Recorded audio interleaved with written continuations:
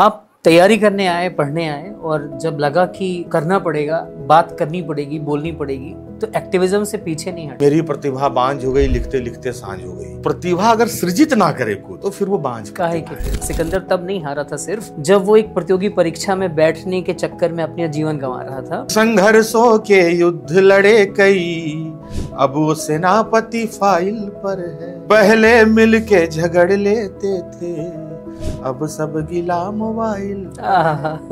लश्कर की भी बिखरी टुकड़ी कि जब से कमाने यार गया, एक नौकरी के चक्कर में देखो सिकंदर हार गया। हर पीढ़ी को लगता है कि हमने जो कर दिया, जो देख लिया, वो और कोई क्या देखेगा, करेगा। कभी आप छुट्टियों में आते हैं तो गांव के लोग खैनी ला के बोलते हैं कि बहुत दिन पर आवेला, गौओं पर तनी ध्यान दा। तो फिर आप एकदम जिम्मेदार व्यक्ति की तरह कहते हैं नहीं, मैं सोच रहा हूँ कि कुछ गाँव में परिवर्तन आए। अभी मैंने क्रिकेट टूर्नामेंट में 1100 रुपए दिए हैं। कल मैंने जगराता में भी मैंने 500 रुपए दिए। उसको लगता है 1600 रुपया में तक गांव का आधा काम हम कर दिए। आप जब चीजों को सोचते हैं, लिखते हैं, गढ़ते हैं, तो वो प्रक्रिया कैसी होती है? देखिए, ऋषि कौंडिन्य ने जब मुझे स्वप्न में बताया कि भाषा ऐसी होती है, तो ये तो संयोग था कि मैं साधना में आपने कहा मैं हिंदी का लेखक हूँ, तो आपको लोग सुन रहे होंगे तो... मैं बोल देता हूँ, मैं तो अपने को बोल दूं जवाहरलाल, लेकिन कौन मानेगा। नीलोत्पल कहते हैं कि सुबह का नाश्ता करने से पहले तुम्हें राजनीति कर लेनी चाहिए। जो हमारे थाली तय कर रहा है, जो हमारे बदन पर क्या पहना जाएगा तय करेगा। आप उसी में अगर अपना दखल नहीं रखेंगे, उसी पर अपना नजर नहीं रखेंगे, तो आप किस बात का आप नागरिक हैं।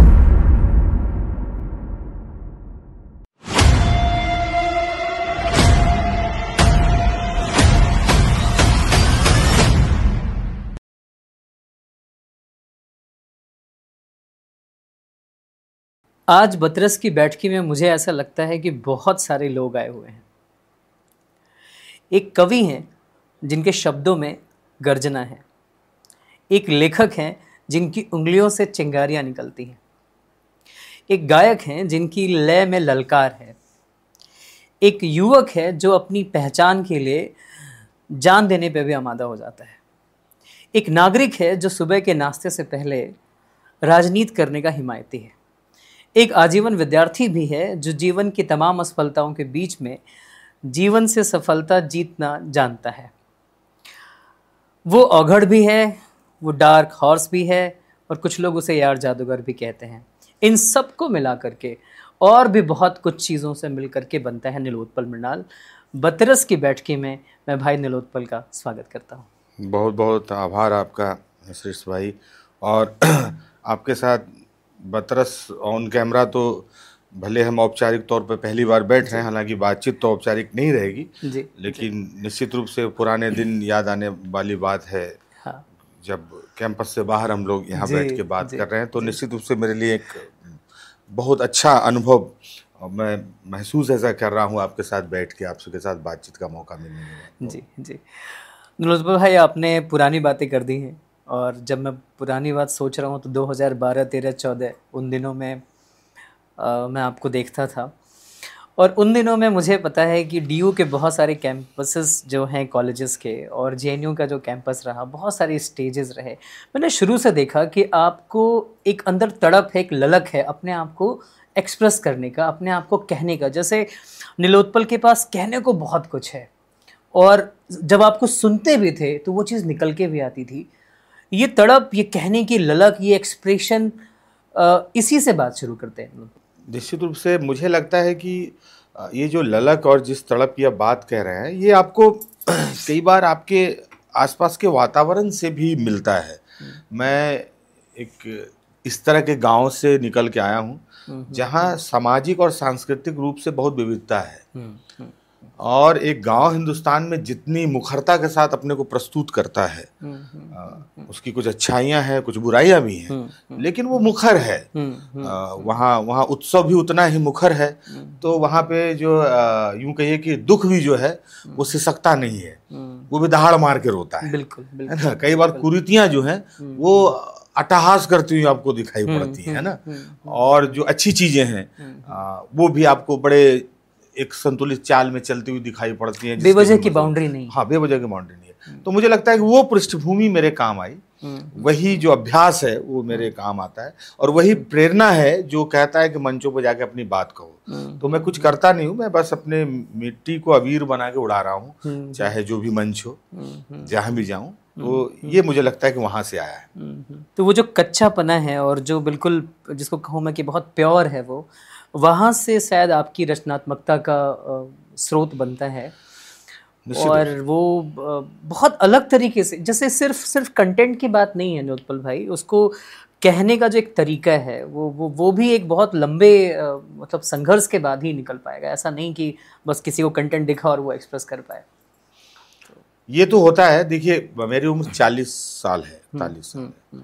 41 साल में आदमी वो जो कहता है ना कि हमने अब रूप से उछाल पा लिया, तो वो अपना एक जगह ढूंढ लेता है कि वो रहने वाला उत्तर प्रदेश या बिहार के, झारखंड के किसी गांव का था, अब वो एक महानगर में स्थापित हो चुका है। क्योंकि 25-30 के बाद आदमी अपने पिंड स्थापित करने का स्थान ढूंढने लगता है कि अब डीहा यहाँ बनेगा, वो छूट गया। मेरे साथ एक सौभाग्य ऐसा है कि मैं आज भी गांव में हूँ। मतलब मैं अक्सर बोलता हूँ कि गांव का होना और गांव में होना, दोनों में अंतर है। हिंदुस्तान तो सब गांव के ही हैं लोग। में से कौन है जो महानगर से, जिसकी 3 पीढ़ी 4 पीढ़ी महानगर में, सब तो गांव से आए हैं। इसको मैं ऐसे कहता हूँ, दिल्ली 11 बार उजड़ी। कौन दिल्ली का है? कौन है दिल्ली का? यहाँ तो जो घोड़े पे चढ़ के आया हाथ में तलवार लेके, उसकी हो गई थी दिल्ली। बिल्कुल। आज जो चढ़ के आता है रेल और हवाई जहाज पे मस्तिष्क में व्यापार लेके, दिल्ली उसकी हो जा रही है। तो ये बात है। तो यही है कि वहां रहना जो है वो मुझे अपडेट भी करता है। आप ये नहीं कह सकते कि मैंने इंटरनेट पर सरसों का खेत देखा है और इसलिए मैं उसकी खुशबू इंटरनेट पर क्लिक करके उसकी खुशबू महसूस करके मैं कविता लिख रहा हूँ। नहीं, मुझे पता है कि इस बार सरसों कहाँ खेत में नहीं हुआ है। और सरसों की जिस कविता पर हीरो हीरोइन खेत में डांस कर रहे हैं, उस सरसों रोपने वाला इस बार सरसों खराब होने के कारण कितना का नुकसान इस बार माहौल लग गया होगा उसमें। तो ये मुझे पता है। कई बार सरसों से तेल निकलता है, कई बार किसान का तेल निकलता है। मैं किसान का जो तेल निकल रहा है ना, वहां से आता हूँ रोज।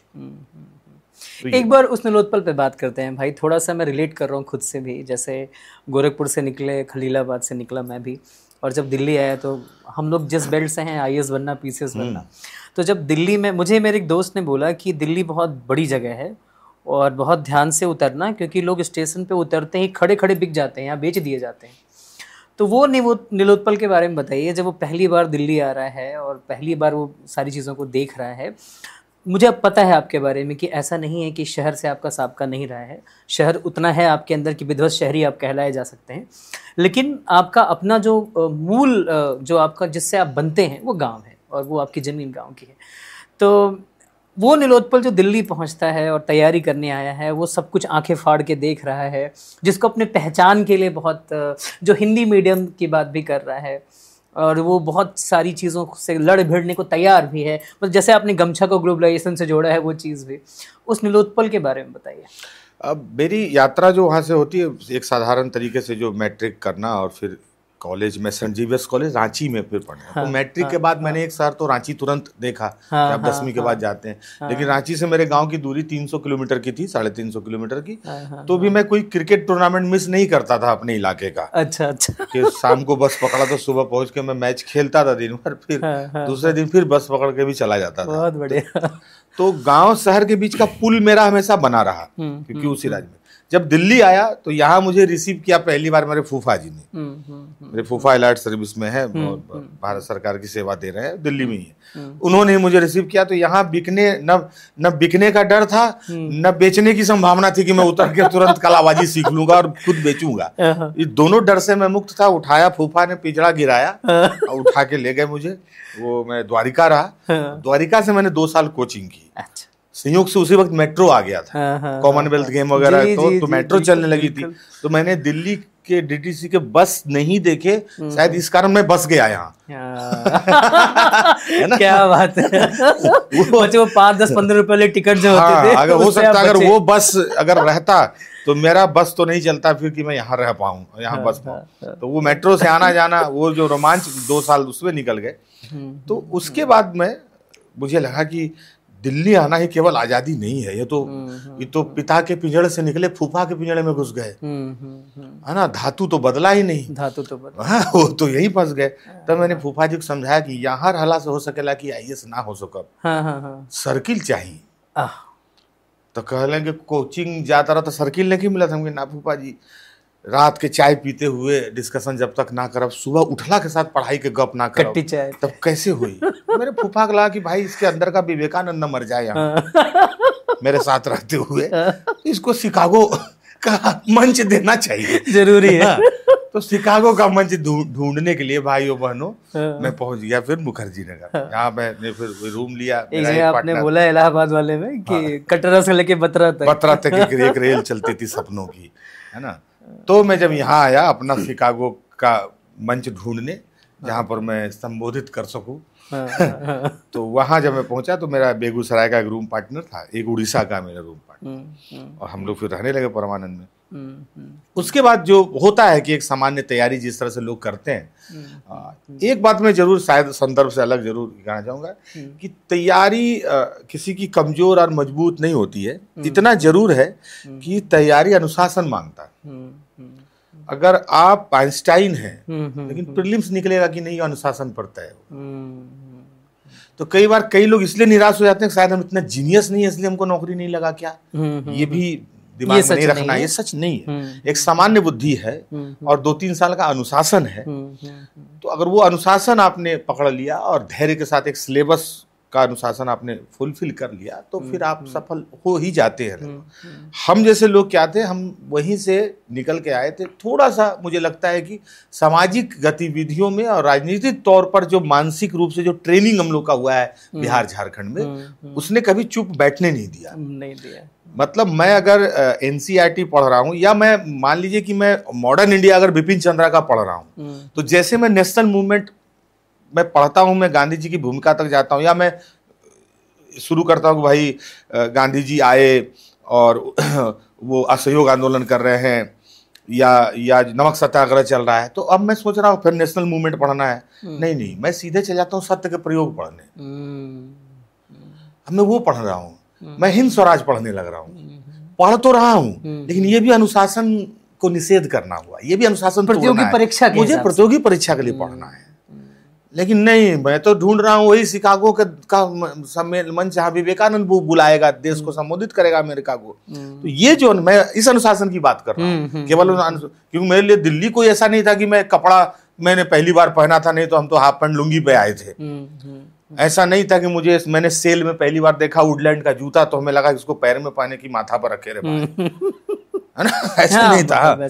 ऐसा नहीं था कि मैंने पहली बार चाउमीन देखा तो अपने गांव में फोन किया कि एगो चीज बिकता समझे में नहीं आवत का नाम कहा खाई कैसे, ऐसा नहीं था। या मोमो के साथ जो है, हाँ जो था। मैं रांची रह के आया था। रांची एक अच्छा शहर है, बड़ा शहर है, सुंदर। लेकिन एक बात फिर भी बोलेंगे कि जैसे मैं गोरखपुर का हूँ और JNU से मुनीर का बगल में आप रहते हैं, तो एक बार मैं अपने कुछ दोस्तों के साथ थोड़ा बहुत कुछ खरीदने निकला, उस बात से आप भी, तो मोल भाव चल रहा था, तो सामने वाले दुकानदार ने मुझसे कहा, जैसे हम गोरखपुर से हैं तो अपने आप को यूपी का ही कहेंगे, उसने कहा बिहार से हो। मेरे दोनों दोस्त बिहार से थे। थोड़ा देर मैंने पॉज लिया, मैंने कहा हाँ बिहार से हैं, तो ये बात तो आई गई हो गई। फिर मैं बहुत देर तक सोचता रहा कि उसने मुझे ऐसे क्यों कहा कि मैं बिहार से हूँ। दो बात थी कि एक तो मैं बिहार से तो नहीं हूँ, फिर भी उसने कहा, दूसरा अच्छा हूँ तो क्या, दोनों बातें आई। इससे आपसे इसीलिए सवाल कर रहा हूँ कि सारी चीजें एक तरफ और बिहार का होना या बिहारी आइडेंटिटी एक तरफ, जिसमें आपने एक पूरा बहुत अच्छा मूवमेंट भी चलाया, बड़ा सक्सेसफुल रहा कि जो लिट्टी खा के मिट्टी कोड़े और सारा उर्वर टाल कछार। हाँ, तो ये अनुभव तो आपको यहाँ लेना पड़ा होगा। मतलब मैंने अपने सीनियर्स से सुना था कि बहुत दिक्कत होता था मुखर्जी नगर में, लोग कमरा नहीं देते थे। हाँ। लेकिन मुझे लगता है कि मेरे आने तक भारत आजाद हो चुका था। आजाद हो गया था। मेरे आने तक में मगध के लिए अच्छा महेंद्र सिंह धोनी जो है वो गेंद को बाउंड्री के पार फेंकने लगे थे। मेरे आने तक में तो मनोज वाजपेयी ने सत्या में कट्टा उठा के भिखू मात्रे ने कह दिया था कि मुंबई पर जो है कि भिखु मात्र उधर नीतीश कुमार आ गए थे, उधर नीतीश कुमार आ गए। मेरे आने तक में प्रकाश झा फिल्म इंडस्ट्री में बैठकर कहने लगे थे कि हम अपने हिसाब से अपनी फिल्में बनाएंगे। तो वो मैंने कभी कभी एक क्षण के लिए भी मैं डिमोरलाइज नहीं हुआ अपनी पृष्ठभूमि को लेके। लेकिन सांस्कृतिक पृष्ठभूमि, ये चीज तो है, लेकिन ये चीज होगी तो ये चीज तो मेरे ख्याल से एक बंगाली के लिए दूसरे राज्यों में भी हो सकती है। और अभी तो अब कोई मराठी आ जाएगा पटना में तो हम लोग कहेंगे मगही बोलो एक लाइन से, भोजपुरी बोलो एक लाइन से, फिर खोटा बोलो जे, फिर तुम अंगिका बोलो, उसके बाद उसको सत्तू पिलाओ। ये तो वहां भी होगा, उसके साथ वहाँ भी होगा। तो हमको इतना डर का है कि बिहारी एक अजीब प्राणी है। नहीं, इसका कारण ये था, इसमें गलती हमारे बिहार के उस समाज के उस वर्ग से हुई जो सफल था और जिसके पास उपलब्धियां थी। जैसे उसके पास उपलब्धि आई उसके ऊपर एक सांस्कृतिक दबाव बेमतलब पड़ गया कि हमें अब बिहारी पने से छुटकारा पाना है। वहां आत्मविश्वास की कमी दिखी, वहां आत्मविश्वास की कमी थी कि ये उपलब्धि किस काम की जिसमें आपके पृष्ठभूमि के प्रति आप में आत्मविश्वास नहीं है। तो जब लालू यादव बोल रहे थे बिहारी वाली हिंदी में, तो हमारे जो राज्य के जो संभ्रांत तथाकथित लोग थे उनको लगा कि लालू हमारा मखौल उड़वा रहा है, इस तरह से नहीं भाषण देना चाहिए। अब मैं राजनीतिक प्रतिबद्धता और राजनीतिक विचारधारा वो अलग चीज में है। मैं ये बात कर रहा हूँ बिहारी दिखना, मैं बिहारी दिखने की बात कर रहा हूँ। तो उनको लालू खटकते थे, लेकिन क्यों, मेरे दादा भी तो ऐसे बोला करते थे, तो मुझे लालू प्रसाद का स्टाइल क्यों खटकेगा? मेरे नाना तो ऐसे ही बोला करते थे, ठीक है ना। और ये लालू जी का कोई अलग से प्रयास नहीं था। लालू जी से आप चाह के भी काटू जी जैसा नहीं बोलवा पाएंगे, नहीं बोलवा पाएंगे, हाँ, है ना, आप नहीं बुलवा पाएंगे। और बिहार का हर नेता या हर अभिनेता भी उसी बोलता है। अब मुंबई में प्रैक्टिस कर करके थोड़ा मांझना पड़ता है क्योंकि अलग अलग रोल करना पड़ता है, लेकिन आप जाते तो वैसे हैं। फिर भी वो अपने क्राफ्ट पे लौटता है, तो वहीं से, यहीं से लौटते हैं। तो मैंने यही देखा कि जो सफल लोग थे उन्होंने अपनी भाषा छोड़ दी। जो सफल लोग थे वो छठ में केवल ठेकुआ खाने जाने लगे 2 दिन महंगी फ्लाइट लेके। जो सफल लोग थे उन पर कभी होली का अबीर और रंग नहीं लगा। उन्होंने कहा कि हम घर तो जाएंगे, 2 दिन घर में बंद रहे, कभी मोहल्ले में निकले नहीं, ठीक है ना। और इन लोगों को ही हमने बिहार समझा। और फिर हमारा प्रतिनिधि बिहार का कौन हुआ? जो रिक्शा चला रहा है, उसने अपनी भाषा नहीं छोड़ी थी। 4 रिक्शा जहां लगता है भोजपुरी में बतिया रहा है, मैथिली में बतिया रहा है, अंगिका में बतिया रहा है, मगही में बतिया रहा है। उसको जहां ठेला मिल रहा है अभी भी सिंघाड़ा खरीद के खा रहा है। वो होली में सड़क पे आपको रंग खेलते हुए दिख रहा है।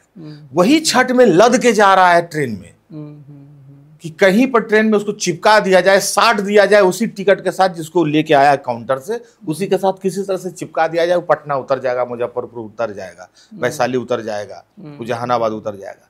इन्हीं लोगों को बिहार का यही प्रतिनिधि थे बिहार के, क्योंकि इन्होंने ही अपना मूल नहीं छोड़ा था।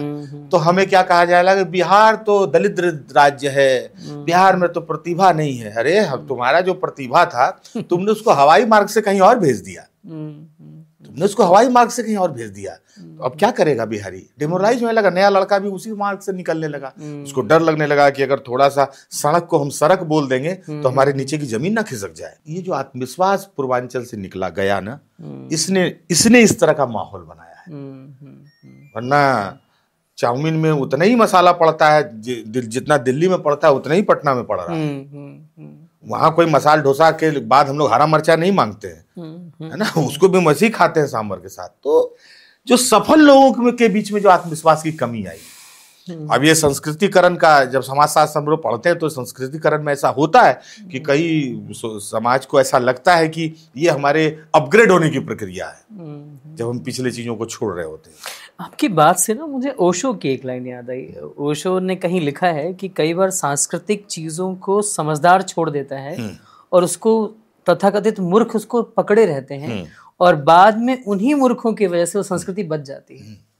और उसके बाद पता चलता है होशियार को कि जिसको हमने मूर्ख कहा था, हाँ। वो असल में एक ऐसा माया था, हाँ। जिसके आईने में हमने जब खुद को सच में वास्तव में देखा तो पता चला अच्छा मूर्ख तो हम थे, जिससे वो गठरी छूट गई। हाँ, हाँ, हाँ, हाँ, गठरी छूट गई। अच्छा नीलोत्पल भाई, जैसे आपने जहाँ कहीं कहा है कि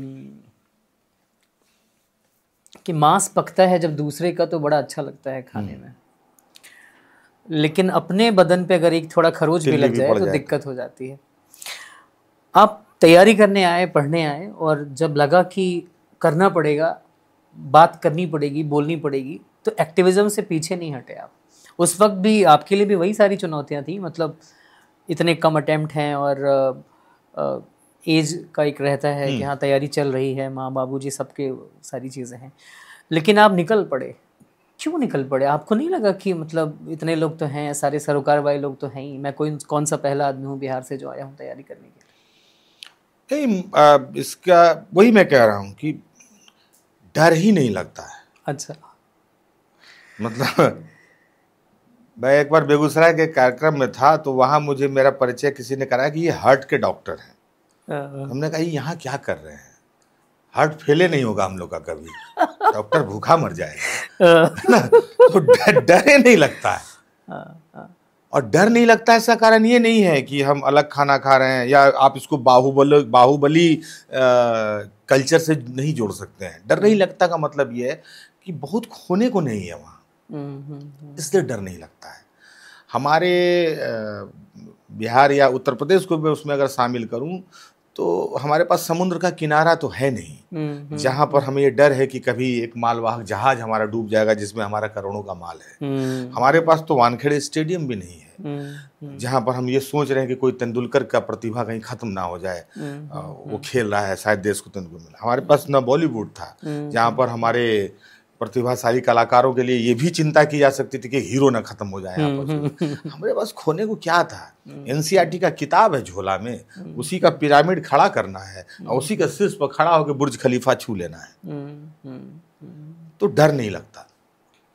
और दूसरी बात यह है कि एक जो ऐतिहासिक पृष्ठभूमि है कि चाहे वो मगध प्राचीन भारत का सबसे प्रोग्रेसिव, आप यूं समझिए कि राजवंशों में है प्रोग्रेसिवनेस इस तरह से कि मगध एक ऐसी गद्दी थी जहां पर हमेशा ताकत और प्रतिभा ने अपना स्थान पाया है। हालांकि इतिहास में उसका एक नकारात्मक पक्ष भी है कि हम मगध राजवंश को पितृहंता साम्राज्य के रूप में जानते हैं, जहां पुत्रों ने अपने पिता की हत्या की। लेकिन इतिहास का एक पक्ष ये भी है कि कभी किसी पिता ने किसी अयोग्य पुत्र को वो गद्दी नहीं दी। अंततः फैसला तलवार से हुआ, पुरुषार्थ से हुआ। ये बाद में अलग है कि फिर मौर्य वंश के बाद फिर वो बृहद्रथ और उसके पुत्र फिर आए और एक पतन की भी एक प्रक्रिया वहीं से शुरू हो गई। लेकिन जब हम, तो ये जो एक पृष्ठभूमि है, असल में फैसला फिर अखाड़े में फिर प्रतिभा से ही होगा। प्रतिभा से, और प्रतिभा जब तक बोलेगी नहीं। मैंने एक बुजुर्ग थे, उनका नाम मैं भूल रहा हूँ, मेरे पापा सुनाते थे, उनकी कविता, एक आईएएस थे हमारे जिला में, कभी कमिश्नर थे वो, जब मैं 7-8 वर्ष का था, तो उनकी लिखी पंक्तियां हैं, शायद दुबे जी या पाठक जी, नाम उनका पूरा मुझे याद नहीं आ रहा, कि मेरी प्रतिभा बांझ हो गई, लिखते लिखते सांझ हो गई। तो प्रतिभा अगर सृजित ना करे खुद तो फिर वो बांझ काहे के फिर। तो यही है। तो मुझे लगता था कि एक्सप्रेस करना चाहिए अपनी चीजों को। यूपीएससी बहुत बड़ी चीज़ है, हम घुमा फिरा के वो बात कर रहे हैं, लेकिन ज़रूरी ये है क्योंकि आपके लिए और हमारे लिए दोनों बहुत बड़ा बिंदु है दरअसल यूपीएससी। एक दर्द मैं साझा करता हूँ आपके साथ, जैसे हम घर से निकले और सबके आंखों में वही सपना कि हाँ आईएएस पीसीएस बनना और सारी चीज़ें, और ख़ासकर पिता, सामाजिक दबाव, रिश्तेदार, जैसे अगर आप आईएएस नहीं हैं, उससे बहुत कुछ हैं, वो एक अलग बात हो गई। लेकिन अगर आप आईएएस नहीं हैं, पीसीएस नहीं है, तो शायद आज भी हमारा जो घर परिवार है, हमारे जो पिताजी हैं या हमारे जो फूफा जी हैं, बुआ जी हैं, मौसा जी हैं, मौसी जी हैं, उनके नज़र में हम कुछ कर नहीं रहे हैं। इसके अलावा हम जो भी कर रहे हैं तो हम वो सफलता वाली कैटेगरी में नहीं हैं। और एक तो ये दर्द है, दूसरा जानबूझ के जोड़ रहा हूँ, जो आपकी एक कविता है जो बहुत रोवें खड़ी कर देती, बहुत सारे गीत हैं वैसे आपके, इलाहाबाद के लड़के, जिसमें आप बोलते हैं बाबूजी चिंता ना करिए, कोई ये कह कर आया। हाँ। और उस एक विद्यार्थी जो अपने घर छोड़ करके आया है तैयारी करने, उसे एक ही सुख देना था, बहुत सारे सुख हैं, लेकिन एक सुख ये भी देना था कि जब मैं वो यहाँ से फ़ोन करे कि हाँ बाबूजी हमारा सिलेक्शन हो गया, वो जो 5 मिनट 2 मिनट की खुशी है, वो खुशी बहुत लोग नहीं दे पाए, 99% लोग तो नहीं दे पाते हैं। ठीक है, लेकिन उसकी कसक जितनी समाज परिवार को होगी, उससे कहीं अधिक बड़ी कसक उस विद्यार्थी के मन में भी है। अब वो उस असफलता के साथ अपना आत्मविश्वास खोता है, अपनी पहचान खोता है, जबकि उसको फिर जद्दोजहद करनी है, ज़िंदगी में अपनी जगह बनानी है। उनके लिए मैं चाहूँगा आप बोले नीलोत्पल भाई। नहीं, मैं नीलोत्पल मृणाल का बोलना उस अभियान का हिस्सा है जहां पर मैं बार बार ये बात कह रहा हूं कि यूपीएससी एक यात्रा का पड़ाव है। हम बहुत आगे निकल आए हैं अपनी अपनी यात्रा में। हम का मतलब हमारा समाज। मैं उन पूर्वांचली बच्चों से कहता हूं कि अब आपके पास हर क्षेत्र में इतने अवसर हैं कि अगर अभी 10 लोग समझे हैं परिवार में कि आप कुछ कर रहे हैं, 10 नहीं समझे, 10 अगला शादी में जब मिलेगा तो समझेंगे, तो समझेंगे। हाँ। लेकिन अब समझेंगे। अब मंच बहुत है। मंच बहुत। मैं इसलिए इतना मुखर होकर ये बात कह रहा हूं। मैं कहता हूं कि मैं लेखन से अपना लेखन को पेशा बना के उससे रोटी कमाने वाला लेखक हूं। मुझे नहीं पता हिंदुस्तान में हिंदी के कितने इतने लेखक हैं, तो मैं बात कहता क्यों? मैं खाऊं रोटी चुपचाप? नहीं, मैं कह रहा हूं कि आत्मविश्वास रखो, इसमें निराश होने की जरूरत नहीं है। यूपीएससी का एवरेस्ट पहाड़ पहले तो हमारे समाज ने बनाया, उसके बाद कोचिंग ने बनाया। वो एक छोटी पहाड़ी पर आपको चढ़ा के एवरेस्ट होने का पहले भान कराता है, उसके बाद जब आप गिरते हैं तो फिर आपको एहसास कराता है कि अब तुम मर चुके हो क्योंकि तुम बहुत ऊंचे से गिरे हो। इसको बताने की जरूरत है कि एवरेस्ट नहीं है वो। क्रिकेटर बनने के लिए कोई आप देखें कि 1000 बहाली निकला है कि भारतीय टीम में 1000 क्रिकेटर का बहाली निकला है। अब उसमें से 1100 1000 क्रिकेटर का होगा। हीरो बनने के लिए 1000 का बहाली निकला है। मैं लेखक हूं, इसके लिए कोई बहाली निकला है फॉर्मूला? भाई यूपीएससी करने के लिए तो 1200 सीट फिर भी निकलती है, 1000 सीट है। पीसीएस के लिए हर साल सीट है। तो वो लड़ाई ज्यादा कठिन है कि ये लड़ाई कठिन है जिसका कोई वैकेंसी नहीं निकला है? तो जब तुम ये क्रैक कर दोगे तो उससे बड़ी सफलता ये है ना। अब समाज नहीं समझ रहा है, इसलिए नहीं समझ रहा है कि वो अभी कतार छोटी है। उस कतार को थोड़ी लंबी करो। उसमें खुद अभी मैंने एक विज्ञापन देखा एक कोचिंग का, उसमें लिखा है आप नहीं कर पाए आईएएस तो आपका भाई करे। मैंने पहले आप ठगाए, अब आप अपने छोटे भाई का पैसा भी जमा करना आ जाइए। अगर वो सोच रहा है कि नहीं हम क्रिकेट खेलेंगे या हम कुछ और करेंगे या हम बिजनेस करेंगे, तो नहीं। अब सोचिए ये कोचिंग का बनाया हुआ एवरेस्ट है। अरे आप में सामान्य बुद्धि है, प्रतिभा है, पूरी दुनिया खुली हुई है। लेकिन मैं अक्सर बोलता हूं कि आर्थिक रूप से कमजोर वर्ग, सामाजिक रूप से कमजोर वर्ग, और दोनों जो सामाजिक रूप में हो सकता है जिस जाति से हो उनको समाज में सम्मान मिलता हो लेकिन उनकी आर्थिक स्थिति खराब है, जो सामाजिक रूप से भी पिछड़े हैं, जो आर्थिक रूप से पिछड़े हैं, उनकी पहली पसंद तो सरकारी नौकरी होनी चाहिए। क्योंकि अभी हमारा समाज ऐसा है कि तुरंत से पिरामिड उलटने का जो मैकेनिज्म है वो वहीं से, वो नौकरी है, सरकारी नौकरी। इसको छोड़ना मत। एक बार तो दीवार धकेलना, नहीं गिरेगा इधर से फिर उधर से आना, तब देखी जाएगी, फिर उधर से मारना तो गिरेगा। लेकिन एक धक्का मार के जाना। जब पढ़ो किताब, एक राउंड तो सरकारी नौकरी से खेल के जाओ। ये मैं जरूर कहता हूं, क्योंकि कितना भी कुछ हो जाए, आईएएस से उसकी जाति पूछने का साहस अभी तो नहीं है। अगर आपके दरवाजे पर वो पानी पी रहा है तो ये एक सच है। हाँ, उसके खिलाफ षड्यंत्र आप कर सकते हैं, लेकिन आप गिलास तो देंगे पानी का। और आपको ये डर भी रहेगा कि नीचे वाला नेल पॉलिश देख ना ले कलेक्टर। तो ये तो है सच। नौकरी से थोड़ी बात करते हैं लोकल भाई। मैं अभी आ रहा था इस शूट के लिए तो आपका वही गाना सुन रहा था, एक नौकरी के चक्कर में देखो सिकंदर हार गया। हमारी आपकी जो पीढ़ी है अभी, तब से लगभग 10-12 साल आगे बात बढ़ चुकी है। अब लोग कुछ न कुछ काम, सब लोग अपना काम कर रहे हैं। ज़्यादातर लोग नौकरी करते हैं, कोई न कोई नौकरी मिलती है, करते ही हैं। लेकिन नौकरी करने के चक्कर में जो उनकी क्रिएटिविटी है, जैसे जो नौकरी देता है वो ये सोचता है कि 9 to 5 इनकी जॉब है, और लेकिन हर एक आदमी के पास कुछ न कुछ प्रतिभा होती है और बहुत बेहतरीन ढंग से होती है। लेकिन सिकंदर सिर्फ तब नहीं हारा था जब वो, मैं आपकी कविता से ये शब्द उधार लेके कहता हूँ कि सिकंदर तब नहीं हारा था सिर्फ जब वो एक प्रतियोगी परीक्षा में बैठने के चक्कर में अपना जीवन गंवा रहा था, बल्कि नौकरी कोई मिल भी जा रही है, जो आईएएस बन भी जा रहे हैं, मैं उनके लिए भी कह रहा हूँ। उनके भीतर और भी बहुत सारे सिकंदर हैं, वो तो फिर भी लगातार मरते चले जा रहे हैं। इस गीत का जो अगली जो अंतरा है, हाँ, कि वो अंतरा ही यही है कि खो गए सारे मस्त कलंदर जो झूम के दिन से रात करे, जुगनू सूरज को कहाँ फुर्सत कि अब जुगनू से बात करे। ऐसे नहीं मजा आ रहा है। तो वो जो है, और इसका जो पहला अंतरा है वो क्यों स्लिप कर रहा है मेरे दिमाग से। जैसे आप बोलते हैं धीरे धीरे गल गया लोहा, तेवर से तलवार गया। तो वो जो है ना, वो कि संघर्षों के युद्ध लड़े कई, अब वो सेनापति फाइल पर है। वो जो आप नौकरी पेशा लोगों की बात कर रहे हैं, कि जो कभी मैदान में तलवार चमकाता था, अब वो सेनापति तो फाइल में कैद है। सेनापति फाइल में कैद है। तो वही है कि संघर्षों के युद्ध लड़े कई, अब वो सेनापति फाइल पर है। पहले मिलके झगड़ लेते थे, अब सब गिला मोबाइल पर। लश्कर की भी बिखरी टुकड़ी, कि जब से कमाने यार गया, एक नौकरी के चक्कर में देखो सिकंदर हार गया। तो ये नौकरी पेशा लोगों का ये पूरा अंतरा उन्हीं लोगों के लिए है जो नौकरी में है। तो जो नौकरी की खोज भी एक हार है, नौकरी करना भी एक हार है। नौकरी खराब बहुत सटल तरीके से, हाँ यही नौकरी खराब चीज है। अब मुझे याद है कि हमारे जो है बाबा दादा लोग कहा करते थे इस चीज को, और आपने बड़े सटल तरीके से ये बात कह दी कि संभव हो तो नौकरी के बियॉन्ड सोचो।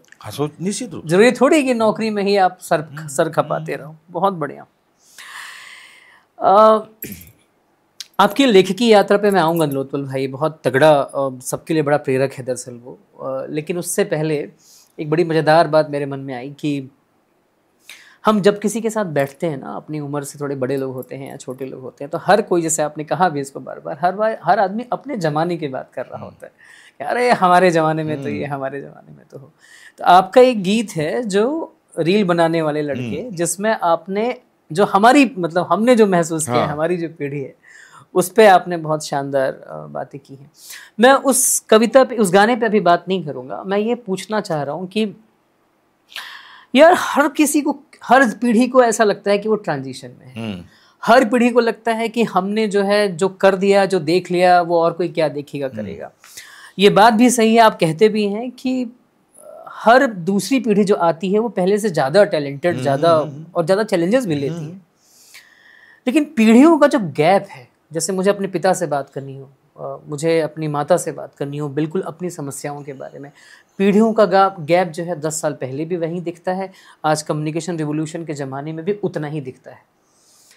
तो इस पे उसका वही कारण है। ऐसा मैंने इस पर थोड़ी सी बात पहले की, लेकिन उसका उत्तर वहीं से निकलता है कि ये गैप इसलिए है क्योंकि हर पिछली पीढ़ी ये सोचती है कि इसको हमसे बेहतर बनाने के लिए हमसे दूर जाना चाहिए।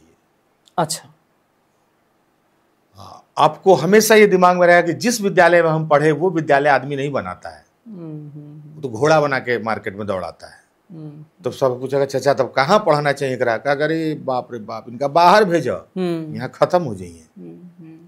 फिर जब आप बोलिएगा कि हम समाज में दोस्त इसके कैसे, अरे बाप रे, ये झिंगरू पाड़े का लड़का से इनका दोस्ती हो जाएगा तो गंजेड़ी हो जाएगा। तो फिर क्या करे चाचा, इनको इस समाज से बचा कर रखिए, यहाँ से बाहर भेजिए। अरे बाप रे बाप, देख रहे थे भोरे टहलने जा रहा था, देखिए ये ताड़ी के नाम पर, नीरा के नाम पर ताड़ी पीना ना शुरू कर दे, नदी धार देखनी अगर दूगो गांव के दोस्त, तो क्या करी चाचा, इनका बाहर भेजो, बाहर भेज। तो आप जो बाहर जा रहे हैं ना, तो आप गांव से बाहर नहीं जा रहे हैं, आप अपने घर की हद से बाहर जा रहे हैं, फिर घर के हद से ही बाहर नहीं जा रहे हैं, फिर उस संपर्क से बाहर जा रहे हैं जहां पर आप कह रहे थे कि हम अपनी पीढ़ी से, पिछली पीढ़ी से संवाद करते, उस संवाद की हद से भी बाहर जा रहे हैं।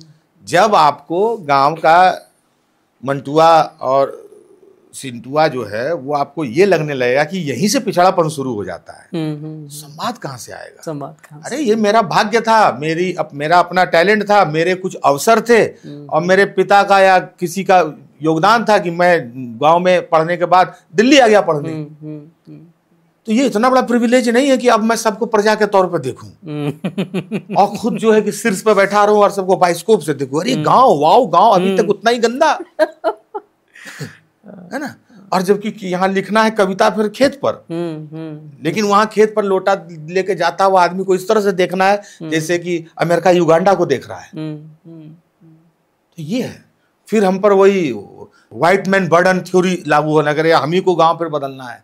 फिर कभी आप छुट्टियों में आते हैं तो गांव के लोग खैनी ला के बोलते हैं कि बहुत दिन पर आवेला, गौओं पर तनी ध्यान दा, तो फिर आप एकदम जिम्मेदार व्यक्ति की तरह कहते हैं नहीं मैं सोच रहा हूँ कि कुछ गांव में परिवर्तन आए।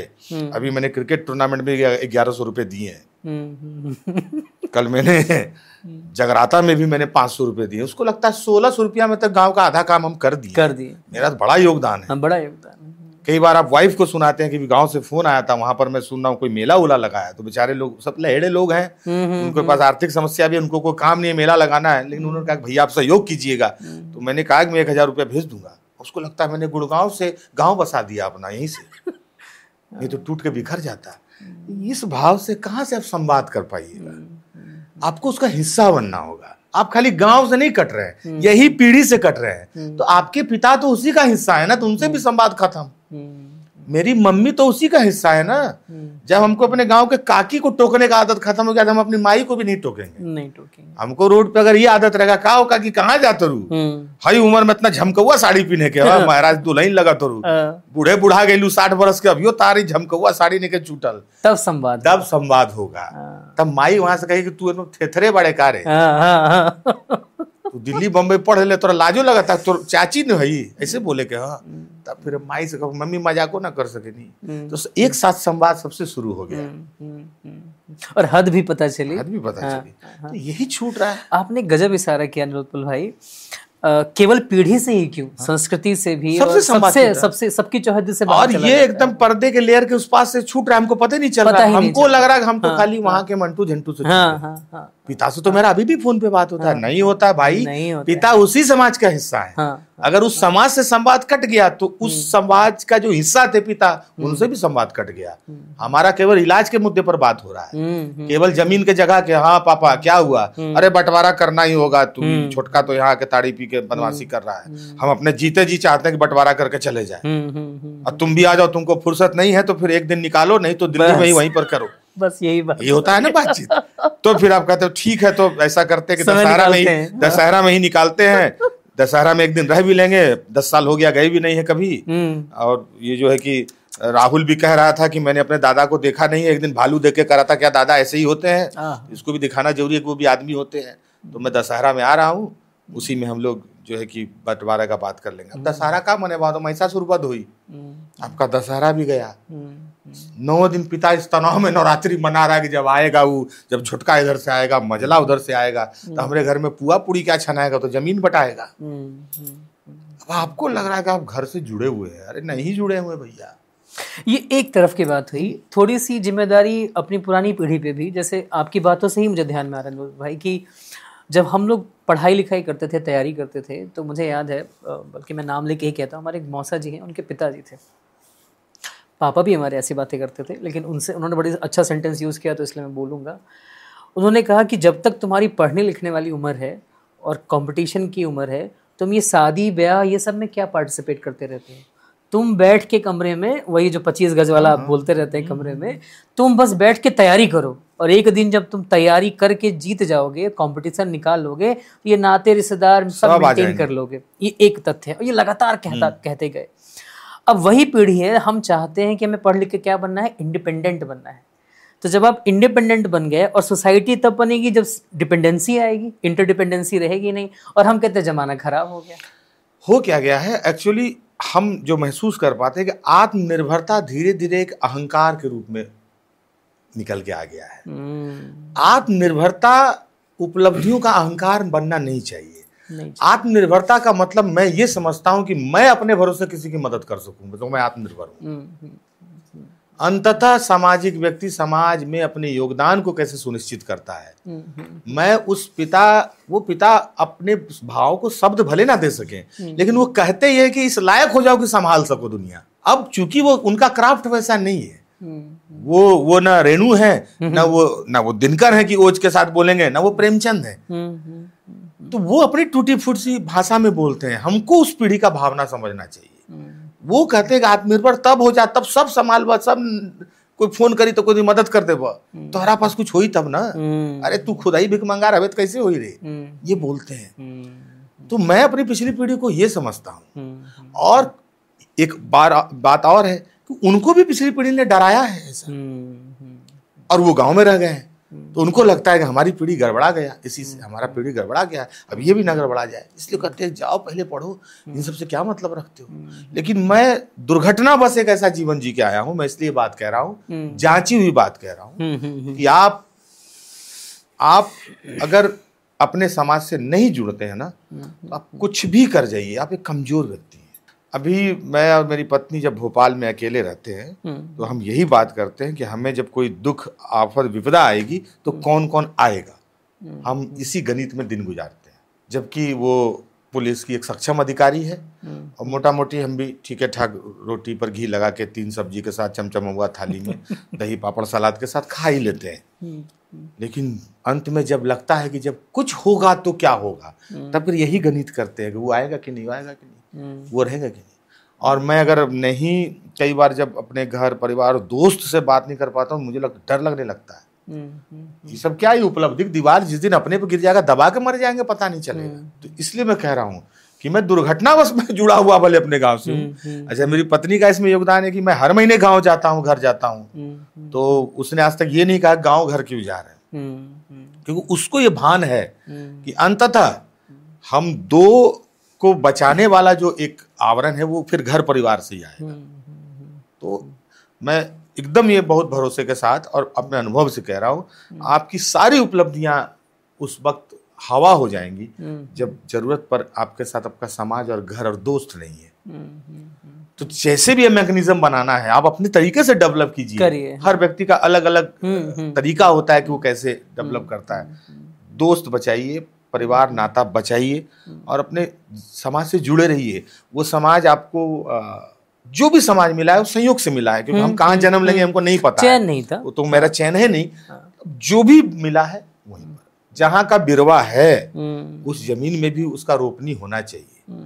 बिरवा कहीं का, हम बंजर जमीन में अपना धान रोपे जा रहे हैं, अब फसल होता नहीं है जितना होना चाहिए, तो लगता है बिरवा में दोष है। अरे जहाँ का बिरवा वहां की जमीन पर रोप के तो देखिए, है ना, काली मिट्टी में ही कपास उगेगा। बिल्कुल बिल्कुल। नीलोत्पल भाई, अभी लेखक नीलोत्पल पे बात करेंगे।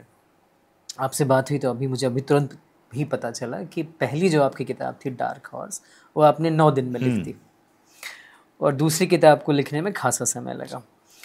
तो अब मैं जो पूछ रहा हूँ उसमें वो सारे लोग सुनेंगे आपको जो हमारी आपकी एज में होंगे या किसी भी एज में होंगे, जिन्होंने लिखना शुरू नहीं किया है बट लिखना चाहते हैं। वो क्राफ्ट पे थोड़ी बात करेंगे कि आपकी जो रचना प्रक्रिया है नीलोत्पल भाई, सबकी अपनी अपनी होती है, लेकिन फिर भी शायद एक दायित्व भी बन जाता है इसलिए कि पहली किताब जिसमें आपको साहित्य अकादमी पुरस्कार भी मिला, फिर दूसरी किताब जिसके रंग ढंग काफ़ी अलग हैं, तीसरी किताब यार जादूगर औघड़ के बाद, और मुझे तो सब में एक एंग्री यंग मैन दिखाई पड़ता है जो क्रांति करने के रास्ते खोज लेता है दरअसल। तीनों का जो मुझे समझ में आया। लेकिन आप जब चीज़ों को सोचते हैं, लिखते हैं, गढ़ते हैं, तो वो प्रक्रिया कैसी होती है? कि इसका उत्तर थोड़ा लंबा हो जाएगा, लेकिन मैं बहुत 2-4 शब्दों में थोड़े से उसकी बस झलक भी देना चाहिए। इस प्रश्न के 2 भाग हैं।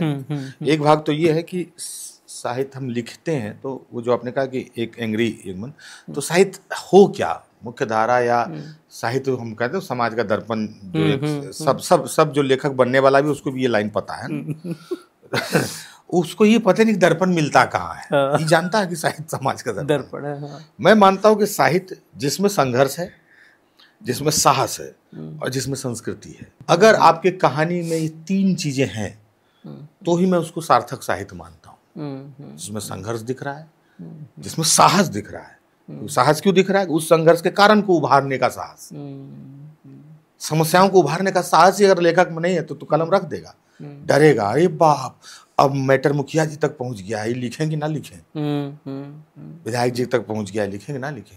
अब समस्या जानते हुए बेचारा साहस के अभाव में नहीं रच पा रहा है। और दूसरी संस्कृति, क्योंकि उसी संस्कृति के परिधि में हर चीज घटित हो रही है, उसका हमें अंदाजा, उसका हमें ऑब्जर्वेशन होना चाहिए। एक तो ये बातें हैं, ये उसमें होनी चाहिए हर लेखक में। मनोरंजन एक बहुत छोटा पक्ष है साहित्य का, और मैं तो कहता हूं कि वो नहीं भी होगा उसमें, वो आपको बेचैन करेगा तब साहित्य है।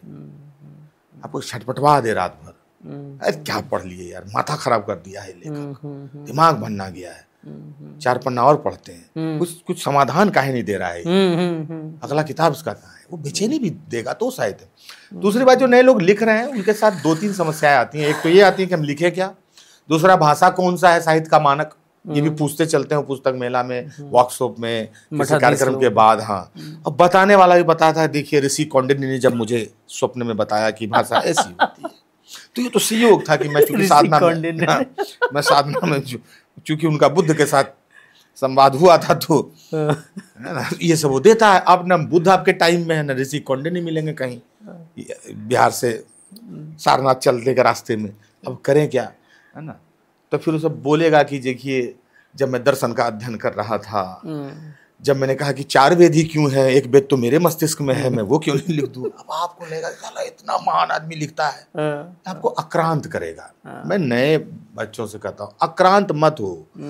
तुम्हें ये बताया ही नहीं गया कि भाई दिव्या की भाषा जो यशपाल लिख रहे हैं वो उस युग की भाषा है जिसको यशपाल पकड़ने की कोशिश कर रहे हैं। लेकिन जैसे हम गोदान में जाएंगे तो प्रेमचंद उस युग की और उस समाज की भाषा लिख रहे हैं। तो तुम इस पैटर्न को पकड़ो, तुम किस समय को दर्ज कर रहे हो। हम इस समय को दर्ज कर रहे हैं। समय की भाषा होती है, लेखक की भाषा नहीं होती। भाषा युग की होती है और कहानी का बोध भी युग का होता है। तो उसको टाइट करने वाला औजार भी अपने युग का होगा और लड़ने वाला हथियार भी अपने युग का होगा। तो तुम जब अपने युग की नस पकड़ोगे तो तुम भाषा से डर नहीं लगेगा तुमको। अगर गोदान के समय में मोबाइल आ गया होता नोकिया का, तो प्रेमचंद को कलकत्ता स्टेशन पर गोबर के उतरते ही सबसे पहले पतला पिन का चार्जर मांगना पड़ता। नहीं तो गोबर डिस्टर्ब हो जाता। और वो जब मांगता किसी से सर पतला पिन का चार्जर है, तो पिन का अंग्रेजी भी नहीं, हिंदी नहीं भी ढूंढने जाता, ना ही वो मोबाइल का हिंदी पूछता प्रेमचंद से कि प्रेमचंद जी आप तो हिंदी का महान लेखक है, मोबाइल को मोबाइल डायरेक्ट बोले या कुछ हिंदी है इसका शब्द। नहीं बोलता, वो सीधे बोलता सर नोकिया का पतला पिन का चार्जर है क्या, सो थोड़ा फोन करना है। हमारी माए बहुत खटासी ने, धनिया देवी नाम है उसका, फोन नहीं करेंगे वो तांडव मचा दी होगी। ये बात है। तो युग बोध, तो जब भी लिखें आप अपने समय की भाषा लिखें। अपने समय की भाषा को कितना मांझ पाते हैं ये आपके अभ्यास, आपके कौशल पे। आपने कहा मैं हिंदी का लेखक हूँ, तो आपको लोग सुन रहे होंगे तो मैं बोल देता हूँ, मैं तो अपने को बोल दूं जवाहरलाल, लेकिन कौन मानेगा। नहीं, तो आपने जैसे क्राफ्ट पे बात की, तो कोई आपसे प्रेरित होकर हिंदी का लेखक बनने की कोशिश करने लगे तो उसका जीवन निर्वाह हो पाएगा? अभी मैं ये पूरे आत्मविश्वास के साथ नहीं कह सकता हूं। मैं और 5 साल थोड़ा कमा लूं तो फिर मैं 6ठे साल ये घोषणा कर पाऊंगा कि लिखो, इधर भी मौज है, कोई दिक्कत क्योंकि नहीं वो बोलेगा भैया बोल रहे थे उस दिन की हाँ नहीं, अभी मैं बोलूंगा तो अभी तुरंत काउंटर कर देगा मेरा कि सर आपकी तो पत्नी नौकरी करती है इसलिए आप इतना उछल कूद कर ले रहे हैं। लेकिन सच बात यह है कि उसने एक लेखक से शादी की है। उन्होंने मुझसे पूछा था कि ठीक ठाक आप कमा लेते हैं ना, मान लीजिए मेरा दिमाग गर्म रहता, हम छोड़ दें नौकरी, तो उसने हमको डरवाया उन्होंने। अच्छा, मैंने कहा छोड़ देना, कोई दिक्कत थोड़ी है। और वो नौकरी भी इस स्टाइल में करती है कि वो कभी भी जिनसे पूछा उनको तो डर लगता ही नहीं, किसी चीज से लगता ही नहीं है। तो यही कारण तो फिर हमने कहा तुम टेंशन ना लो, एकदम ऐसा लेखक कमजोर नहीं है। 4 रोटी हो जाएगा, थोड़ा घी कम लगावेंगे रोटी में, और क्या होगा, सब्जी 4 की जगह 3 कर देंगे। तो इतने के लिए आप तैयार हैं तो लिखिए। इतने के लिए तैयार है तो आप लिखिए। किताबों के पाठक खूब हैं इस देश में। हिंदी के पठनीयता का विस्तार हुआ है, वो परिधि बढ़ी हुई है, खूब युवा किताब पढ़ रहे हैं। लेकिन लोकप्रियता और बाजार का दबाव आपके लेखन में नहीं आना चाहिए। अच्छा लेखन ही लोकप्रिय होगा। ये फिल्मी गाना नहीं है जो क्लिक कर जाएगा। नहीं, कहानी क्लिक नहीं करेगी। मोटी इतना पेज क्लिक कहां से करेगा? किसी पेज पर तो पकड़ा जाइएगा कि भाग रहा है, कमजोर है, इसको बक नहीं पढ़ेंगे। इसलिए कंटेंट पर ध्यान दीजिए और भरोसे के साथ लिखिए। पाठक खूब हैं, लाखों में किताब बिक रही है। एक बात जोड़ता हूं इसमें, और आपके लिए शायद सबसे बेहतर, मतलब आप, मुझे पूछना चाहिए आपसे ये सवाल। राजनीति को लेकर के आज का युवा या लोग, पता नहीं कहाँ से हमने सीखा है, वैसे हम हमेशा बोलते हैं कि हम दुनिया के सबसे बड़े लोकतंत्र हैं, लेकिन आज का युवा, या हम सब होंगे उसमें, सिर्फ युवा को ही क्यों कहा जाए, वो बोलता है आई हेट पॉलिटिक्स। ऐसा लगता है जैसे पॉलिटिक्स कोई और करने आएगा। नीलोत्पल कहते हैं कि सुबह का नाश्ता भी करने से पहले तुम्हें राजनीति कर लेनी चाहिए। अब लेखक का से जुड़ते हुए सवाल पूछा था मैंने, तो एक लेखक जो अपनी वो पॉलिटिकली करेक्ट होने की कोशिश करते हुए, चौहद्दियों से बचते हुए, और सारी जो आज के युग और समाज के सवालों से बचते हुए राजनीति को कहाँ निकाल पाएंगे आप? आपको नहीं लगता कि अगर आप राजनीति से नहीं भिड़ने को तैयार हैं तो आप क्या लेखन करेंगे? निश्चित रूप से हमको कितना किलो चावल मिलेगा ये हम नहीं तय कर रहे हैं, ये लोकसभा तय कर रहा है या विधानसभा तय कर रहा है। हमको कितना तेल मिलेगा ये वही तय कर रहा है। हमको नमक कितने कीमत में मिलेगा देश में ये भी वही तय कर रहा है। जो हमारे थाली तय कर रहा है, जो हमारे बदन पर क्या पहना जाएगा ये तय करेगा कि हम आप उसी में अगर अपना दखल नहीं रखेंगे, उसी पर अपना नजर नहीं रखेंगे, तो आप किस बात का आप नागरिक हैं? राजनीति करने का मतलब चुनाव लड़ना नहीं होता है, और राजनीति करने का मतलब किसी नेताजी के पीछे गमछा मोरेठा बांध के 2 लीटर पेट्रोल डाल के मोटरसाइकिल में लहरिया कट मारना नहीं होता है। राजनीति का मतलब होता है कि अपने आसपास जो भी राजनीतिक गतिविधियां घटित हो रही हैं, जो चुनावी प्रक्रिया घटित हो रही हैं, उसमें पूरे होशो हवास के साथ भाग लेना और उस पर निगरानी रखना और जरूरत पर सकारात्मक रूप से उसको प्रभावित करना, ये युवाओं को करना चाहिए। एक बात है। दूसरा जो आपके सवाल का था कि बाकी लेखन बोलेगा नहीं, और मेरे ख्याल से अभी आपने जो कैसे लिखेगा फिर, कैसे लिखेगा, हाँ, वही मैं कह रहा हूँ, से नहीं भिड़ना, नहीं भिड़ेगा। तो वही मैं कह रहा था कि अगर लेखक इन चीजों पर बात नहीं करेगा तो वो एक बुझा हुआ बहुत कमजोर पाठक भी पैदा करेगा, जिनको पता है। हम अक्सर होता क्या है कि हमने अपने लेखकों का मनोबल खुद तोड़ दिया। हम क्या बोलते हैं लेखक से, अरे आपको राजनीति से क्या मतलब है महाराज, आप लेखक अपना लेखन वाला काम कीजिए। कैसी बात करता है समाज। हम खुद कह रहे हैं कि कलम भोथरी रखो, काहे, अरे धार रहेगा तो कोई भी कट जाता है भाई, इसको भोथरा करके चलो। जो समाज अपने लेखक से खुद ये बात कहे कि उस चीज में दखल ना दो जिससे पूरा देश, जिससे एक एक व्यक्ति के जीवन का संचालन जहां से होना है, उसी चीज पर कलम ना चलाओ, तो हमने तो खुद ही अपने लेखन को भोतरा करके रख दिया है। उससे कालजयी रचना क्या मांग रहे हैं फिर? किस चीज पर लिख के कालजयी रचना करेगा वो, और क्या लिखेगा? तो ये समाज की जिम्मेदारी है कि वो अपने लेखन को इतना बल दे, अपने पत्रकार को बल दे, लिखने पढ़ने विचार करने वाले लोगों को इतना बल दे कि हम राजनीति को प्रभावित कर सके। मैं राजनीति को प्रभावित करने की बात करता हूं, क्योंकि वही हमारे जीवन को सबसे ज्यादा प्रभावित कर रहा है। आप पॉलिटिक्स को वॉक ओवर दे दीजिएगा तो फिर कैसे होगा? आई हेट पॉलिटिक्स और I love Maggi, I love burger, I love momos. वाह, मोमोज से एक बार पेट भरेगा। राजनीति जीवन भर किसका पेट और जेब दोनों भरने का डिसाइड राजनीति करती है, और उसी को हम कहते हैं I hate politics, I love Maggi. तो ये जो आई लव मैगडी पीढ़ी है, इससे हाथ जोड़ के निवेदन है कि पॉलिटिक्स को प्यार करो और सकारात्मक तौर पे उस पर दखल दो, नजर रखो, और आसपास जो राजनीति पे बात कर रहा है उसको कांग्रेस, बीजेपी, राजद ये मत समझो, उसको एक सजग नागरिक समझो। और बहस का स्थान जब सोशल मीडिया हो जाएगा फिर दुर्घटना होने लगेगा, क्योंकि हम असल में नागरिक नहीं पैदा कर पा रहे हैं, हम कार्यकर्ता पैदा कर पा रहे हैं। आपको जो राजनीति पे बात करता हुआ दिख रहा है वो किसी का बूथ एजेंट है बेचारा, ये समस्या आ रही है। शायद उसकी नौकरी भी हो सकता है, वो दरमाहा पा रहा है। तो ये दिक्कत है। नागरिक जब बहस करेगा राजनीति पर तो राजनीति एक पांव पर खड़ी रहेगी, एक पांव पर खड़ी रहेगी नागरिकता के लिए। लेकिन जिस दिन नागरिक एक पांव पर खड़ा हो जाएगा राजनीति के लिए, अरे आप कहिए ना सर, 2 गो मुर्गा में तो इलाका हिला देंगे हम, 4 गो लहेड़ा है इसको पिलाएंगे, उसके बाद देखिए ना माहौल। तो जिस दिन नागरिक राजनीति के लिए एक पांव पर खड़े हो जाएगा, उस दिन नागरिकता और लोकतंत्र दोनों का जो कॉम्बो पैक है उसको ये लोग वर्जिन मोजितो में मिला के पी जाएगा। तो आपसे पूछ ही लेता हूँ, बिहार में चुनाव आने वाले हैं, क्या उम्मीद है आपको? कुछ आशा है आपको? नहीं, आशा चुनाव परिणाम आशा नहीं लाता, परिणाम की बात नहीं, मैं वही कह रहा हूँ। आशा और निराशा के बीच ये विचार आना चाहिए कि किस दिन बिहार या उत्तर प्रदेश या झारखंड की राजनीति तय करेगी कि हमारा राज्य किस दिन अग्रणी राज्यों में शामिल होगा। मुझे लगता है कि हमारे पॉलिटिक्स में वो जिजीविसा अभी है नहीं, वो विजन ही नहीं है।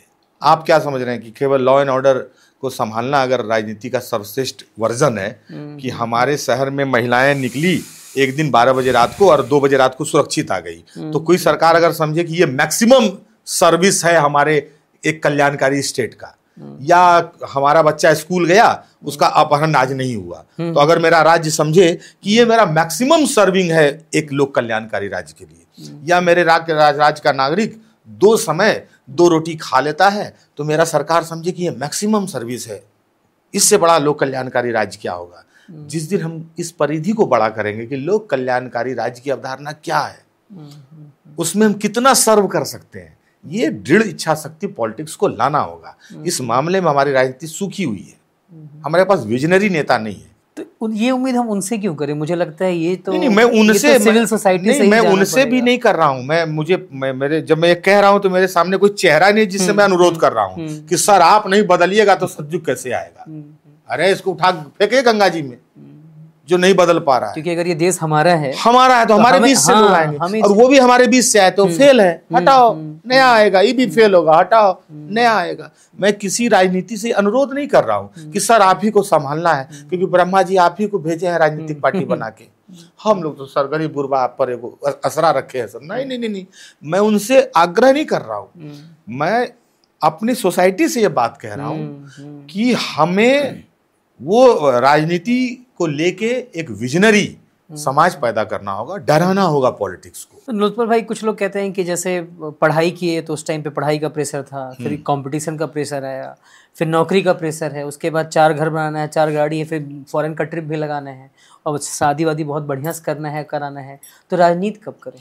नहीं, राजनीति मैंने यही कहा कि राजनीति करने का अर्थ कतई नहीं है बूथ पर जाना। मैं कह रहा हूं कि हर व्यक्ति वोट के पहले ये सोचेगा कि इस देश में क्या हो रहा था। पिछली बार जो मैंने वोट जिसको दिया था, उन 5 साल में इस सरकार ने किस तरह के परिवर्तन को लेके कितना गंभीर रही। क्या हमारा समाज पहले से ज्यादा तनावपूर्ण हो गया? क्या आर्थिक स्थिति हमारी खराब हुई? हमारी का मतलब कि समाज के आसपास की दुनिया। क्या कुछ इंफ्रास्ट्रक्चर जो डेवलप हो सकता था वो नहीं हो पाया? हम क्या पटना या यूं कहिए कि कानपुर या इलाहाबाद क्या मुंबई जैसा महानगर बन सकता था? इसकी सीमाएं क्या है? अब इतना सा बात अपना बिजनेस के बारे में, फॉरेन ट्रिप के बारे में वो 4 घंटा सोच सकता है। ये बात भी वो 4 घंटा अपने परिवार के साथ खाली सोच लेगा तो निर्णय निकल के आ जाएगा हमको वोट किसको देना है। बहुत साधारण और रोजमर्रा की जिंदगी की बात है। और जो गाँव में राजनीति पर गप कर रहा है खैनी लगा के, वो बेगार कहलाता है बेचारा। तो चूंकि वो बेगार कहला रहा है, इसलिए वो बहुत सार्थक बहस करने के बाद एक दिन बूथ एजेंट बन जाता है और उसकी बहस बेकार हो जाती है, फिर वो वोट में कन्वर्ट नहीं होता है। एक काम की बात पूछ रहा हूँ, कोई हिंदी का लेखक है और लिखता है कुछ, और बाजार से ही उसको चीज़ें निकालनी पड़ेंगी जिंदा रहने के लिए, और हमारा जो सिनेमा है, हमारा जो OTT है, हमारा जो YouTube है, ऐसे बहुत सारे माध्यम और जो साहित्य है, इस बीच में आप भी हैं कहीं पे, तो कितना आपको स्पेस मिलता है, कितना आप क्लेम कर पाते हैं? कॉपीराइट का भी प्रॉब्लम आता है इसमें कई बार, कंटेंट बनाम रचनात्मकता की भी डिबेट है। जैसे मैंने आपसे सर्वाइवल की बात पूछी ही, हिंदी का लेखक सर्वाइव कैसे करे? अभी भी जैसे अंग्रेजी वाले तय करते हैं कि हिंदी का कंटेंट कौन सा स्क्रीन तक पहुंचेगा, इसमें नीलोत्पल का अनुभव कैसा है? नहीं, मुझे ये लगता है कि जिस दौर में इतना 5G के युग में हम जी रहे हैं, हर चीज़ हर आदमी के पास पहुंच जाता है, तो ऐसे में ना रचनात्मकता को रोज अपग्रेड करते रहना होगा। आप ये शिकायत नहीं कर सकते कि मैंने कुछ कालजयी लिखा था, मुझे उसका प्रतिफल नहीं मिला। अगर आपको इस युग में चलते रहना है तो फिर कुछ नया रचना। और इसके साथ दुर्घटना ये हो सकती है कि रोज नया रचने का दबाव आपको जलेबी छानने वाला भी बना सकता है। इसी को कंटेंट कहते हैं। कंटेंट रचनात्मकता नहीं है, कंटेंट ड्यूटी है। आप यूट्यूबर्स लोगों से पूछिएगा कितना वो विशेषज्ञ की तरह बोलते हैं, आप रोज कंटेंट बनाओ। तो सर कंटेंट नहीं है तो कोई बात नहीं, माथा मुड़ा लो, बीच में खेत जगह मेड़ बना लो, उसको ऐसे करके दिखाओ, उसमें लाल टॉर्च मरवाओ, लाइक आ जाएगा। मतलब कहीं से कंटेंट लाओ। रोज फुल पैंट पहन के क्यों बनाते हो? आज हाफ पैंट पहन लो, शर्ट उतार दो, गंजी पहन लो, लोगों को मजा आएगा। तो कंटेंट। लेकिन मैं ये कह रहा हूं कि रचनात्मकता को रोज मांझना होगा, अपनी क्वालिटी बचाते हुए आप रचनात्मक होकर इस अपने मन मस्तिष्क में ये बात रखनी होगी कि नया तो रचना होगा, क्योंकि दुनिया खत्म नहीं हुई है, तो फिर रचनात्मकता खत्म कैसे हो जाएगी? जब अभी भी रंग हैं तो कोई चित्रकार ये कैसे कह सकता है कि मैं वो नहीं रच पाऊंगा जो मैंने जो रेखा मैंने पहले खींच दी थी अब नहीं खींच पाऊंगा। वो तो शिकायत तब होगी जब रंग खत्म हो जाएगा। मतलब वो घन बढ़ाते जाइए। जब रंग बचा है तो अब चित्रकार कैसे खत्म हो जाएगा? तो जब स्याही बचा हुआ है तो लेखक कैसे खत्म हो जाएगा? जब समाज वैसा ही है, इसमें अभी भी वही संघर्ष चल रहा है, अभी भी वही चीजें हैं, तो फिर हम ऐसे कैसे बोल सकते हैं कि अब कैसे लिखूं? तो ये आपको करना होगा। 2 छोटे-छोटे सवाल करके, एक तो डार्क हॉर्स के बाद औघड़ के बाद यार जादूगर, तो अब ये जादूगर कुछ और रच ही रहा होगा। नई किताब आने को है, मैं कोशिश करूंगा कि 2-3 महीने में शायद मैं ले आ पाऊं। और वो वही है, जो 21वीं सदी के युवाओं की बेचैनी को मैंने विषय बनाया है। और ऐसे 4-5 युवा हैं, कुछ छात्राएं हैं जिनके जीवन को लेकर मैं वो किताब लिख रहा हूँ, जो कॉलेज से निकल चुके हैं और वो प्रतियोगिता परीक्षा की तैयारी किसी इलाके में नहीं कर रहे हैं, सब अपने अपने जीवन में हैं। और वहां पर उन पर दबाव है कि हमको पान का दुकान खोलना है, कि सेना में जाना है, कि बैंकिंग के लिए प्रयास करना है। वो सामाजिक जीवन भी जी रहे हैं, वो एक तरह से एक एक काम जॉब ढूंढ भी चुके हैं, लेकिन उसके बीच से भी वो अपना जीवन का रास्ता चौराहे पर खड़ा होकर ढूंढ रहे हैं। तो इस तरह की एक किताब लेके आ रहा हूँ। तो मुझे लगता है कि वो शायद डार्क हॉर्स के पीढ़ी के बाद की कहानी है। मैं उसको इस तरह से शायद देख सकता हूँ। और कौन सी अगली गीत पे लोग गुनगुनाएंगे अब नीलोत्पल के? कुछ गीत तो रोज नया, वही मैं आपको कह रहा था। एक तो हालांकि कवि सम्मेलन में ये भी एक बड़ा वो होता है कि एक एक गीत पर 40-40 साल का करियर निकल जाता है। तो मुझे भी लगता था, लेकिन मुझे खुद ही में डर लगने लगता है और लाज भी लगता है, कुछ नहीं सुनाएंगे में क्या सोचेगा। लेकिन हालांकि हिट तो हिट होता है, आप तो उसको सुनाते ही बार बार, कुछ ना कुछ तो करते रहना होता है। अभी मैंने अभी तुरंत एक कुछ बतरस के लोगों के 25 दिन पहले मैंने एक कविता लिखी थी पर्यावरण चिंता को लेके। तो उसको मैं 1-2 पंक्ति में सुनाता हूँ। क्योंकि कुछ ना कुछ तो नया ऐड ऑन करना ही होता है अपने सिलेबस में, कुछ ना कुछ तो। कि नदी नाला जंगल और झाड़ रो रहा है। पर्यावरण की समस्या पर किताब यूपीएससी में खूब पढ़ते थे, लेकिन लिखा अब, क्योंकि केवल पढ़ के नहीं महसूस हो रहा था कि मैं क्यों इस पर लिखूं। अब मैं लिखता हूं। जब मैंने पर्यावरण के लिए आंदोलन किया, नदियों से रेत उठने के खिलाफ आंदोलन किया, तब अब जाके लग रहा है कि अब लिखना चाहिए। तो अब निकल पाया है। तो ये मैं वक्त इसलिए इस पे ले रहा हूँ कि मैं ये बता सकूं कि कोई भी चीज घनीभूत होके तब निकलता है, बरसता है। तो बादल जमा होते रहते हैं, लेकिन जब वो घनीभूत होगा तब बरसेगा। कि नदी नाला जंगल और झाड़ रो रहा है, मेरे गांव का टूटता पहाड़ रो रहा है। कैसा ये समय आया, कैसी ये सदी, आदमी से पानी मांगे मेरे गांव की नदी। अरे कैसा ये समय आया, कैसी ये सदी, आदमी से पानी मांगे मेरे गांव की नदी। कि पुरखों का रोपा हुआ धान रो रहा है, छूटा हुआ खेत और खलिहान रो रहा है। नदी नाला जंगल और झाड़ रो रहा है, मेरे गांव का टूटता पहाड़ रो रहा है। बहुत बढ़िया नीलोत्पल भाई, मुझे आपकी इस बात से और भी बात याद आ गई, लेकिन बहुत बहुत बहुत एक संदेश शायद मैं ही बोल रहा हूँ अभी, तो आप उसमें जोड़ेंगे कि गांव की मिट्टी ना, जो आपकी लाइन है कि गांव की मिट्टी सिर्फ धान नहीं देती, वो समाधान भी देती है। तो हमें उस आत्मविश्वास के साथ उस चीज़ को पकड़ने की ज़रूरत है। और बहुत कुछ है हमारे पास, बस उसको क्लेम करने की ज़रूरत है।